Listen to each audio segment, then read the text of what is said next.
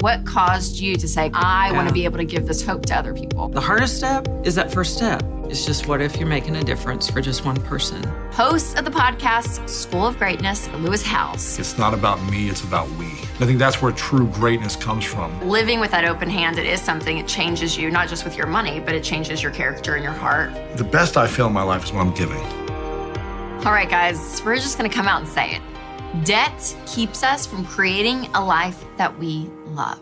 It does. And I don't know about you, but for me, creating a life I love means not just for myself, but setting my family up for success, looking to the future, thinking about sending our 2 girls to college and funding that now, those kind of things. Now, for some of you who are deep in debt, that seems so far away. But hear this. No matter what age you are, no matter what your income is, it's never too late to change your money situation. Now, some people have harder situations, right? Like if you have $300,000 in debt and you make $40,000 a year, yeah, it's gonna take you a little while to climb out of that hole.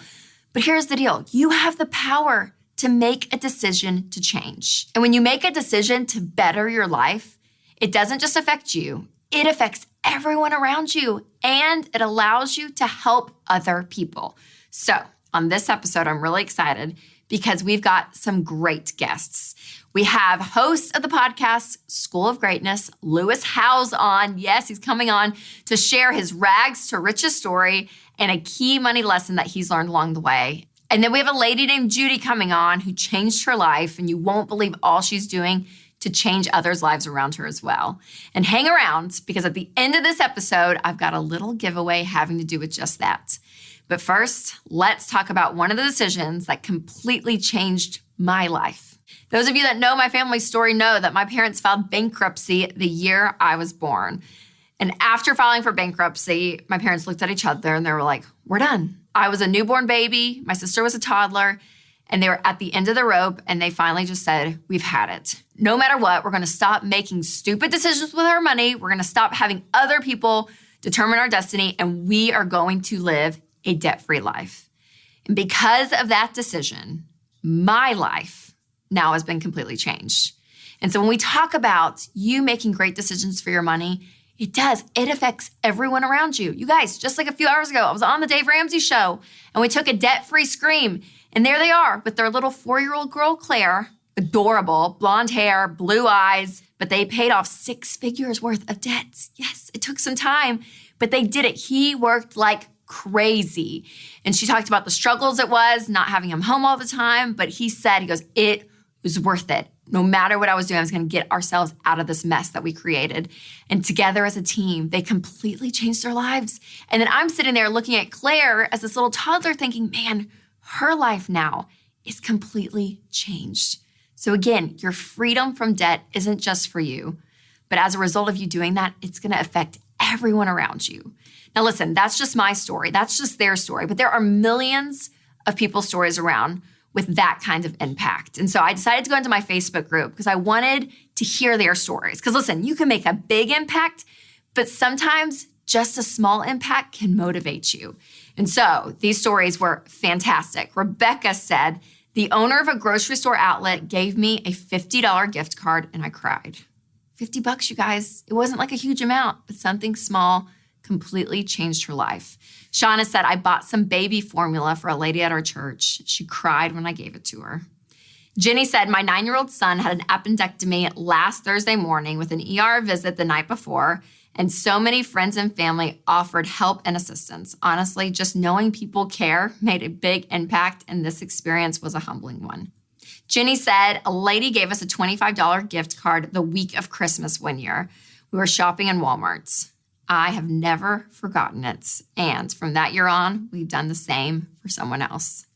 Guys, again, the impact is amazing. When you have freedom from debt, what you can do, even if giving a little, how it changes people. So I'm really excited about our first guest of the day, Lewis Howes, because he started from the bottom and he has the most incredible story. You may have heard his podcast, The School of Greatness. It's a great one. And so check out our interview. All right, Lewis, thanks for being here. Stopping High five. in on the Rachel Cruze Show. We're here. Okay, so for people that are not familiar with you, who are living under a rock, Yep. tell them a little bit about your story, who you are, what you do, all the things. I'm a passionate human being trying to make the biggest impact as possible on as many other human beings. And I do that through my show, The School of Greatness. We've got a bunch of other programs and books, but the main thing is our show. And I try to lead by example by following my dreams. So Totally. Yeah. But your story is pretty remarkable. So go into that a little bit, from like where you started, from like the Sure. bottom of the bottom to obviously Yeah. where you are now. About 10 years ago, I was playing professional football just south of here in Alabama, Yeah. in Huntsville, playing arena football. I got injured, I broke my wrist, and was on my sister's couch for about a year and a half. My whole identity had been stripped from me. The thing that I really loved and was passionate about and was good at, I could no longer do.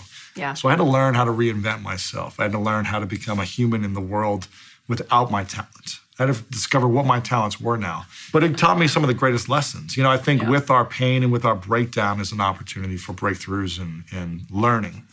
That's awesome. So great. And so tell us a little bit more about the School of Greatness. Yeah, School of Greatness started out of a pain of mine. I was stuck in LA traffic trying to go 2 miles, and it took me 2 hours. And I was like, I wonder, like, all these people stuck in traffic, they got to do something with their time. Maybe they're tired of listening to radio. Maybe they want to try something different. And I really wonder if I could create something where they have a resource to teach them about the principles of life. There were so many things that I struggled with in school that they didn't teach me. So I wonder if I record some of these, put them on a podcast, and put it out there. I wonder if people would listen. And it's interesting when we do things because we really care about it, and we love it, and we want to serve people, usually good things happen. Yeah. Usually. Not every time, but usually. And I got lucky with the timing, with my passion and excitement for it, that it took off very quickly. Yeah. And so list off just a few of your top favorite interviews that you've done. I've had Kobe Bryant was a really powerful one, Novak Djokovic, who's the #1 tennis player in the world right now, Yeah. Maria Sharapova, Brene Brown. So so obviously a ton of like huge lot of people. great So people, yeah. what are like a few top pieces of advice that you've heard kind of consistently through all of these great leaders and these great thought leaders in the space? Because I think it's always interesting, because for the most part, I feel like when you are successful, there are these key principles that is the Yeah. School of Greatness that you're learning Sure. these great things from. So Yeah. what are those that you One can of the think of? things that a lot of these leaders and influencers have, and great minds, is that they have a very clear vision. And I think there's people that have a clear vision but don't create big results because they lack the passion to pursue that. And I think opportunities flow to people who are passionate about something they love. And when you consistently show up every single day about the thing you're passionate about, and you become talented at it, and you're clear on your vision, it's hard to fail. Yeah. Or you might fail, but you're going to learn and continue to grow and evolve along the way. So they have a clear vision. All these great leaders live in service. Yeah. At some point, they learn, like, it's not about me, it's about we. We are a society of 7+ billion people, and it's bigger than just my selfish desires. I need to learn how to serve other people, give back, serve, pay it forward, whatever you want to call it. And I think that's where true greatness comes from, when you can achieve something that's meaningful to you, and you have fulfillment in your heart, and you have peace in your heart because you know you're serving a greater purpose that's beyond you. Yeah.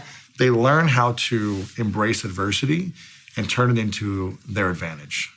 So a lot of these great leaders, like Kobe, he talked about how when he was 13, I believe, he played summer basketball. He didn't score once all summer in this league. He didn't even score. Took That's shots. amazing. He never Yeah. scored one time in a whole summer of this like basketball league he was in. Yeah. And he said that adversity taught him so much more than scoring a bunch of points that when he was 13, 12 or Yeah. 13. And then he became arguably the greatest player of all time. Yeah. It wasn't overnight, but it was like that adversity, he embraced it. They have this, what I call champions mindset. They think like a champion. A champion isn't sloppy. A champion develops habits and rituals, and they're structured in their approach to achieving what they want. They're not just like, I hope it happens. Yep. Like, I'm gonna work sometimes hard.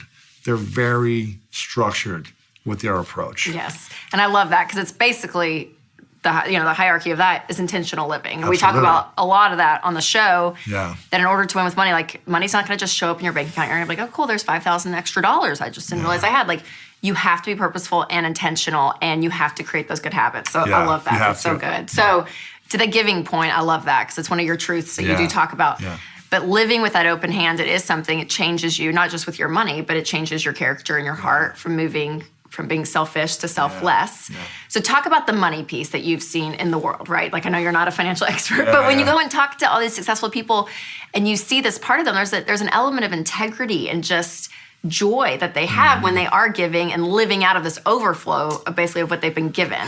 The best I feel in my life is when I'm giving, constantly. And I think it's true for everyone. When you help a friend with something small, when you're there to just listen, when you donate, when you're there to use your resources, I feel the best. We build schools every year for kids because education is big for me.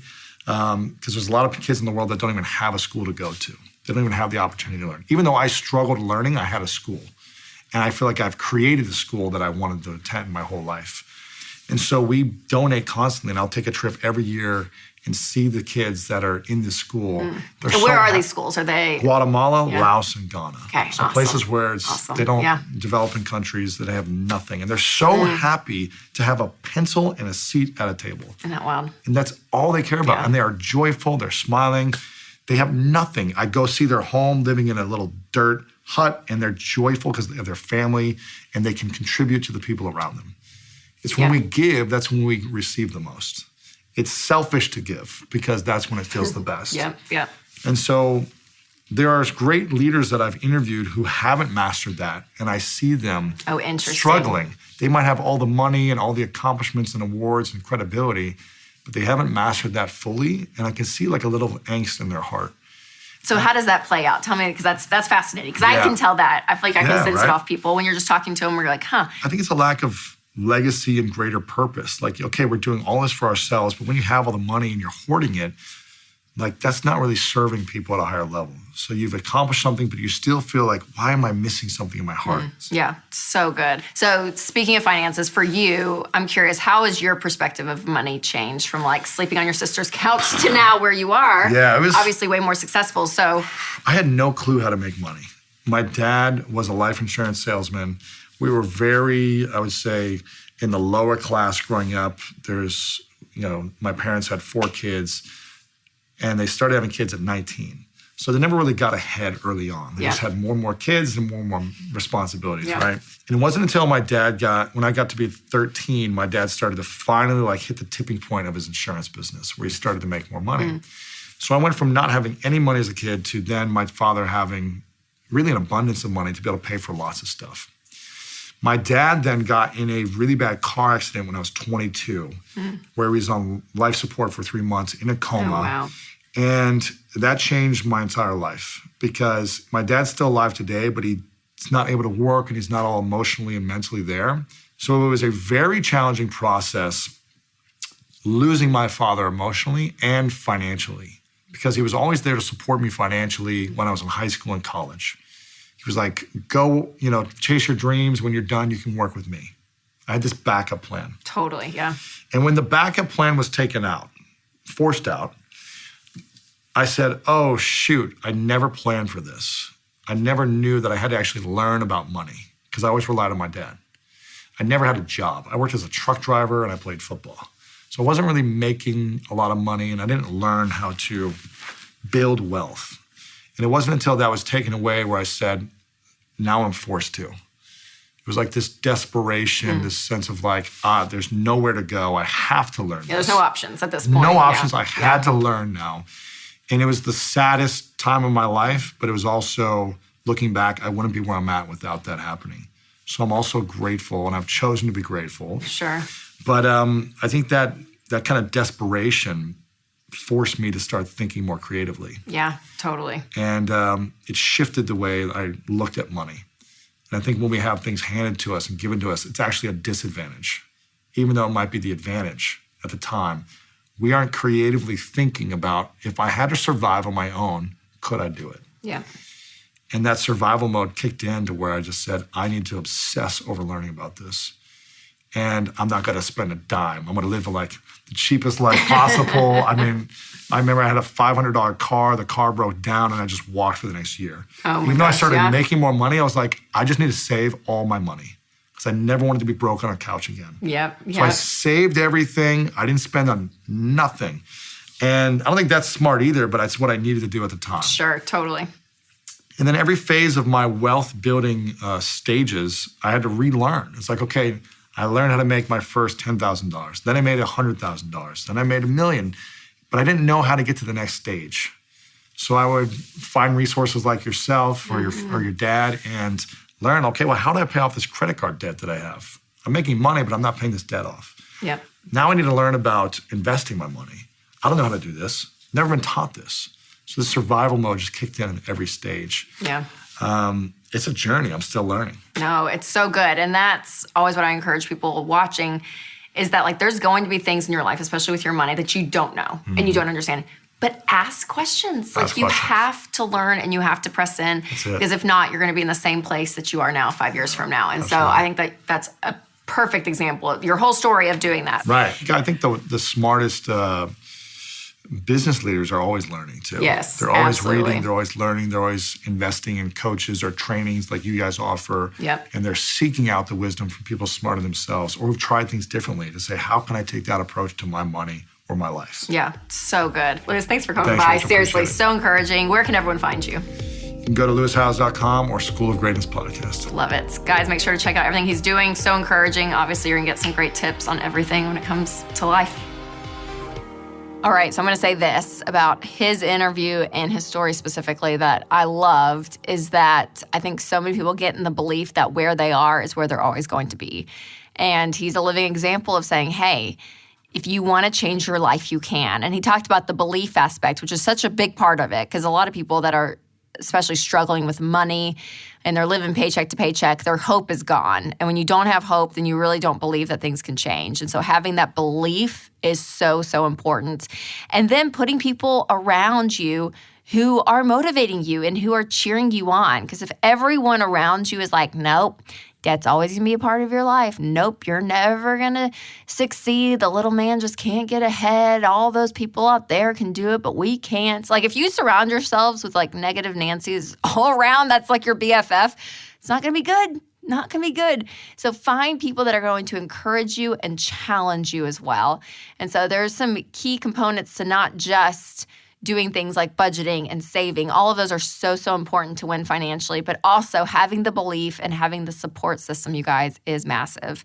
Now, if you're feeling inspired, which I hope you are, I can't wait for you to hear from our next guest, Judy, who has taken all she has learned about debt and she is paying it forward. So Judy's story is so fantastic. She'll talk about this here in a little bit, but she has this family farm and she got some information about the farm and the financial status of it, and it was really heartbreaking.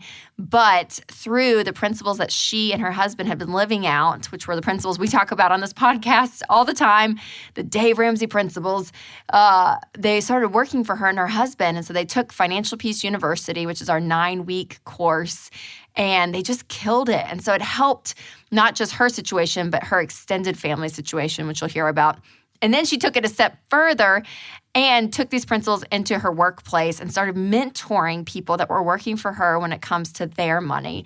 And so it's really this beautiful story of Judy, who did these incredible things, and then Katie, who is in the interview as well, who works for her. So you'll get to meet them both right now.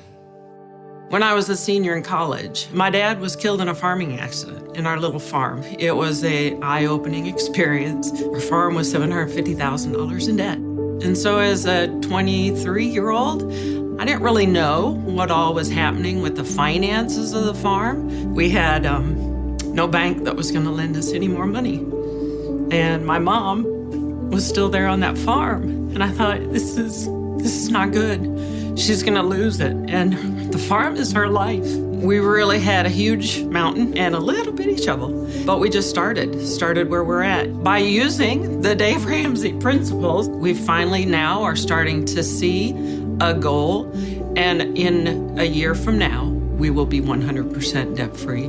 And I am going to get my mother to come here and we are going to scream it in front of Dave. I realized that story started providing hope for others to have that financial freedom and not to worry about where their paycheck's coming and going so quickly. So that alone just really gave us the excitement and the energy that, oh my gosh, let's start this for our office. We've coordinated at least 7 classes. It's just what if you're making a difference for just one person? If we can do it, the little family farm. There's hope for anybody. Thank you guys so much for coming on. Sure. So appreciate it. Okay, so tell me, how do you guys know each other?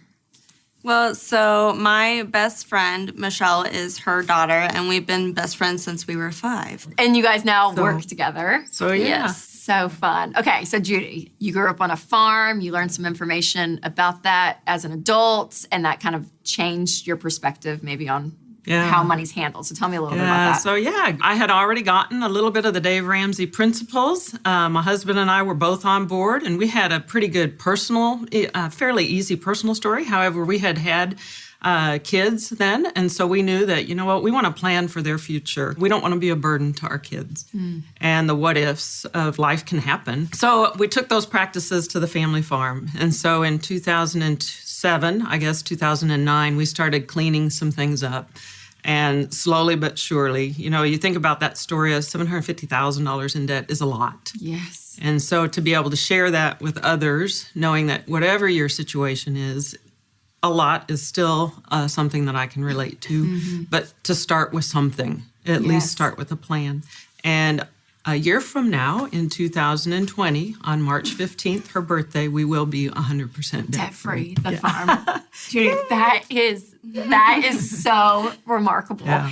And then it's trickled in all these principles to your life and your business. Yes. And you felt the need to pay it forward. Oh. So tell me a little bit about this journey of Financial Peace University and you essentially helping people that you work with that. Yeah, so years ago, again, another engineer who was providing benefits for his employees. I always like to ask him, hey, what else are you doing to help? Because we really pride ourselves on providing great benefits for our staff.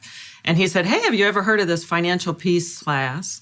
And he had an older engineer walk into his office and who knocked on the door and said, I just want to tell you that this class has saved my marriage. And as he was sharing that story to me, I want that.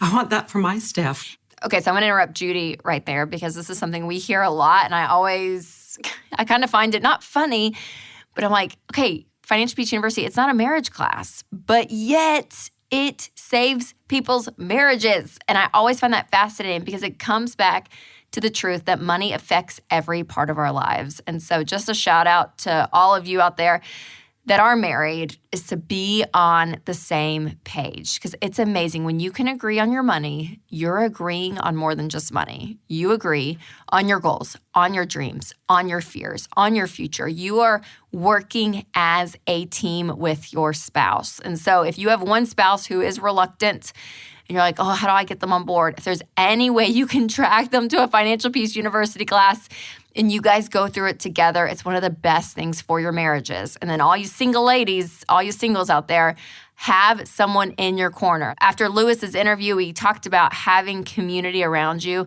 And this is so, so crucial. So if you're a single out there, find someone in your life to maybe go through the class with, or someone that's just cheering you along on the sideline. But having people in your corner, you guys, it's so, so massive. So if you have not gone through Financial Peace University, do it, do it, do it, do it. If you're married, do it together. And so, Katie, you were one of those that went through it. So how long ago did you go through? January of 2017. Okay. So a few years. And she overheard me talking about my credit card debt. And so she immediately came over and told me, Dave Ramsey. And so I got on and kind of explored, and I actually started using the EveryDollar app. And so she very excitedly sat with me for an hour just pouring over every aspect of my finances and just told me, you're spending too much here. Maybe you should take less from entertainment and put it more towards paying off your debt. And so because of her and that 1 hour that she took out of her day to help me, young, never budgeted before, I was able to pay off over $20,000 in debt in 19 months. In 19 months. Yes. And you did it. Yes. I mean, can you believe that? Do you look back and you're like, what was it mostly? Credit card debt? Mostly student loans. Student loans, car okay. and credit card as well. Car and credit card debt. Yeah. And if there's a 23-year-old watching and they think, you know what, debt's normal, it's not that big of a deal, and there's no way I can pay off that much. It's just too much. I'm living paycheck to paycheck. What would you say to them? it's going to be difficult because society wants you to have all of these materialistic items. And so it's those constant little reality checks of where am I at, where do I want to be, and how do I get there? Yeah, it's so good. So how does it feel being debt-free? Like, tell me, like, the pre-Katie, like, were you stressed? Were you like, oh, I'm just not intentional? And now post-Katie, like, tell me the difference. So pre-Dave Katie was very content with where I was, paying minimum payments on credit cards, all the debt, just minimum payments. During Dave Katie was more intentional. And I knew, sacrifice now, so later you don't have to sacrifice. And I knew that. I saw that bigger picture, and I'm still working on it. I'm only 25 years old, Yes. but paying off that debt was step number one, and creating the future that I want for myself and for my future family. Yeah. Oh, so good. So great. So, Judy, you kind of stepped into a major mentoring role because we talk about all the time that you need someone in your corner. Yes. And some people I talk to that are single, it's someone at their work. Like, it literally is the same exact story, or it's a friend. And so as a mentor, what caused you to say, gosh, I want to be able to help this next generation. I want to be able to give this hope to other people. Yeah, and it's just, what if I can make a difference for just one? And so then you think, well, maybe there's just one more, or there's just one more. And I love it. I cannot say the kind of joy that it gives me to be that what if, and it's that person who just needs to have their story heard. And to help them, the biggest challenge I see as a coordinator is people just don't know where they're at. Yeah. Just that is so helpful. And so to get people to understand that, let's just put that first plan. And it's the first step. The hardest step is that first step. And that's what Dave says. I mean, it's just getting started. So good. Oh, well, you guys, seriously, so inspiring. And I love having like the two generations here. Like, that doesn't always happen. So it is, because it's amazing. Like you said, just the amount, the little sacrifice of time to put into someone's life and truly, completely change the way not only do they view money, but what they do and the habits they create going forward and what your future is. And so much is thanks to Judy and the work that you put in. So I think that's just, it's so fun. So fun to see you guys win and that the farm's going to be paid off in a year. I love that so much. So great. Yeah. Well, thank you guys for coming on and sharing your story. Thank you for for having having it. us. Thank you. Wow, Judy and Katie are so inspiring. Oh, I'm so glad they came on and shared their story. I just loved talking to them. So now we wanted to pay it forward to you all. So the first 30 people who text GET STARTED to 33789 will receive free Financial Peace Leader materials. Yes, the first 30 people, again, text GET STARTED to 33789 because we want everyone to have financial freedom, but that means we have to work together. So do that now. Again, the first 30 people. All right, thanks so much to Lewis House and Katie and Judy for stopping by. And if you've not subscribed to the podcast, make sure you do that. And if the Spirit leads, you can leave a review.